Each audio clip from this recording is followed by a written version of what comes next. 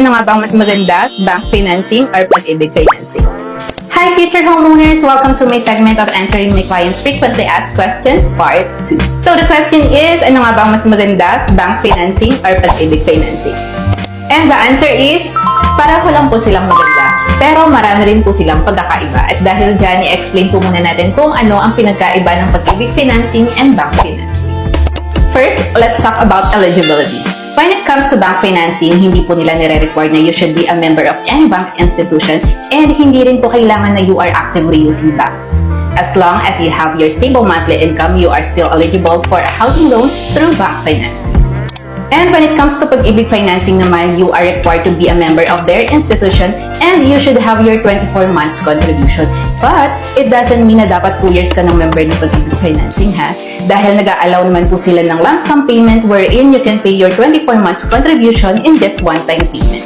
At pag nabayaran mo na yon at meron kang stable monthly income, you are eligible for a housing loan through pag-ibig financing.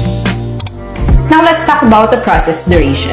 When it comes to bank financing, they can give you an approval in as fast as 2 to 6 weeks kahit wala pa pong nakatayong bahay. As long as they can see your credentials and they can see that you are capable of a housing loan, they can give you an approval.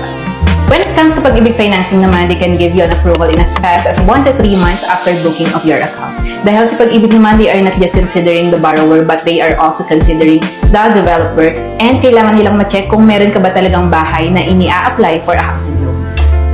Now let's talk about the loan amount. When it comes to bank financing, they can give you an 80 to 90% loan amount of property value.